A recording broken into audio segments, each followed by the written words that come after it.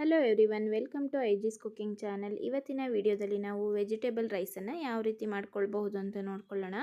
ತುಂಬ ಸಿಂಪಲ್ಲಾಗಿ ಮಾಡಿ ತೋರಿಸ್ತಾ ಇದ್ದೀನಿ. ಬ್ಯಾಚುಲರ್ ಸಹ ಇದನ್ನು ಟ್ರೈ ಮಾಡಿ, ಖಂಡಿತ ಪರ್ಫೆಕ್ಟಾಗಿ ಮಾಡ್ಕೊಳ್ಬೋದು. ಹಾಗೆ ತುಂಬ ಟೇಸ್ಟಿಯಾಗಿ ಸಹ ಇರುತ್ತೆ. ನಾಳೆ ಬೆಳಗ್ಗಿನ ತಿಂಡಿಗೆ ಏನು ಮಾಡೋದು ಅಂತ ಯೋಚನೆ ಮಾಡ್ತಿದ್ದೆ. ಖಂಡಿತ ಇದನ್ನು ಟ್ರೈ ಮಾಡಿ, ತುಂಬ ಚೆನ್ನಾಗಿ ಬರುತ್ತೆ.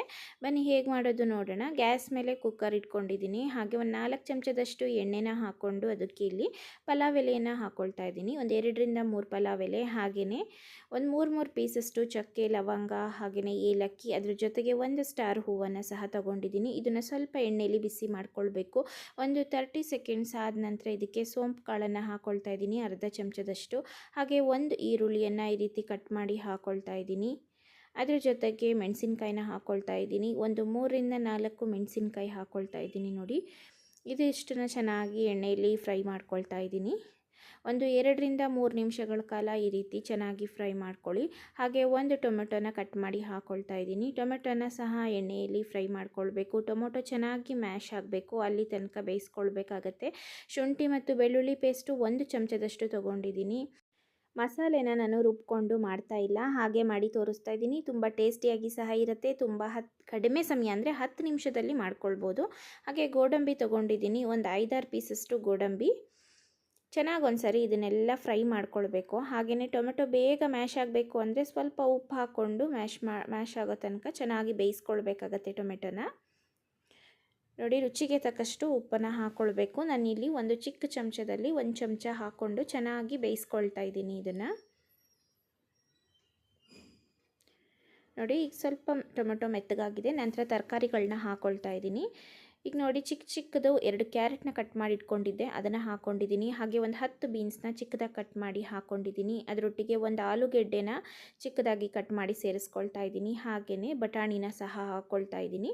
ಇಷ್ಟನ್ನು ಹಾಕ್ಕೊಂಡು ಚೆನ್ನಾಗಿ ಮಿಕ್ಸ್ ಮಾಡ್ಕೊಳ್ಳೋಣ. ನೆನೆಸಿಟ್ಟಿರೋಂಥ ಬಟಾಣಿ ಹಾಕ್ಕೊಂಡಿದ್ದೀನಿ. ಹಸಿ ಬಟಾಣಿ ಇದ್ದರೆ ಹಾಕ್ಕೊಳ್ಳಿ, ಇನ್ನೂ ಟೇಸ್ಟಿಯಾಗಿ ಚೆನ್ನಾಗಿರುತ್ತೆ. ಈಗ ತರಕಾರಿಗಳನ್ನೆಲ್ಲ ಚೆನ್ನಾಗಿ ಮಿಕ್ಸ್ ಮಾಡ್ಕೊಂಡಿದ್ದಾಗಿದೆ. ನೋಡಿ, ಈಗ ಇದಕ್ಕೆ ನಾನು 1 ಚಮಚದಷ್ಟು ಧನಿಯಾ ಪೌಡ್ರನ್ನು ಸೇರಿಸ್ಕೊಳ್ತಾ ಇದ್ದೀನಿ. ಒಂದ್ಸರಿ ಈ ರೀತಿ ಚೆನ್ನಾಗಿ ಮಿಕ್ಸ್ ಮಾಡ್ಕೊಳ್ಳೋಣ. ಮೆಣಸಿನ್ಕಾಯಿ ಹಾಕಿರೋದ್ರಿಂದ ಅಚ್ಕಾರದ ಪುಡಿ ಬೇಡ. ಹಾಗೆಯೇ ನೋಡಿ, ನೀರನ್ನು ಹಾಕ್ಕೊಳ್ತಾ ಇದ್ದೀನಿ. ಈ ಲೋಟದಲ್ಲಿ 2 ಲೋಟದಷ್ಟು ನೀರನ್ನ ಹಾಕ್ಕೊಂಡಿದ್ದೀನಿ. ಇದೇ ಲೋಟದಲ್ಲಿ 1 ಲೋಟ ಅಕ್ಕಿ ಹಾಕ್ಕೊಳ್ತೀನಿ. ಹಾಗಾಗಿ ಉಪ್ಪನ್ನು ಮತ್ತೆ ಸೇರಿಸ್ಕೊಂಡಿದ್ದೀನಿ. ರುಚಿಗೆ ಎಷ್ಟು ಬೇಕು ನೋಡಿಕೊಂಡು ಉಪ್ಪನ್ನು ಸೇರಿಸ್ಕೋಬೇಕು. ಅರ್ಧ ಬೌಲಷ್ಟು ಕೊತ್ತಂಬರಿ ಸೊಪ್ಪನ್ನು ಸಹ ಸೇರಿಸ್ಕೊಂಡಿದ್ದೀನಿ. ನೋಡಿ, ಇದನ್ನು ಈಗ ಕುದಿ ಬರೋ ತನಕ ಬಿಡಬೇಕು. ಕುದಿ ಬರ್ತಿದೆ. ಈಗ ಅಕ್ಕಿನ ಹಾಕ್ಕೊಳ್ಬೋದು. ಹಾಗೆಯೇ ಮೊಸರನ್ನ ಸಹ ಸೇರಿಸ್ಕೊಳ್ತಾ ಇದ್ದೀನಿ. 2ರಿಂದ 3 ಚಮಚ ಮೊಸರನ್ನ ಸೇರಿಸ್ಕೊಳ್ಳಿ, ಅಥವಾ ಲೆಮನ್ ಇದ್ದರೆ ಅದನ್ನು ಸಹ ಒಂದು ಅರ್ಧ ಭಾಗದಷ್ಟು ಹಾಕ್ಕೊಳ್ಳಿ.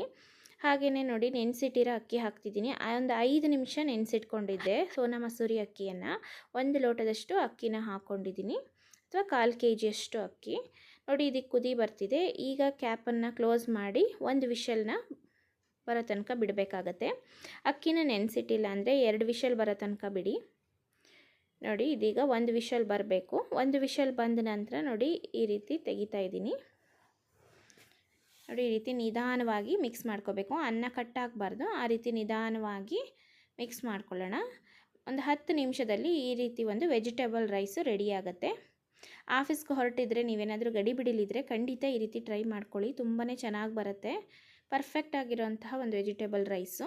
ಬೇಗ ಸಹ ಮಾಡ್ಬೋದು. ಖಂಡಿತ ಟ್ರೈ ಮಾಡಿ, ಹೇಗೆ ಬಂತು ನಿಮಗೆ ಅಂತ ಅಂದ್ಬಿಟ್ಟು ಕಮೆಂಟ್ ಬಾಕ್ಸಲ್ಲಿ ತಿಳಿಸಿ.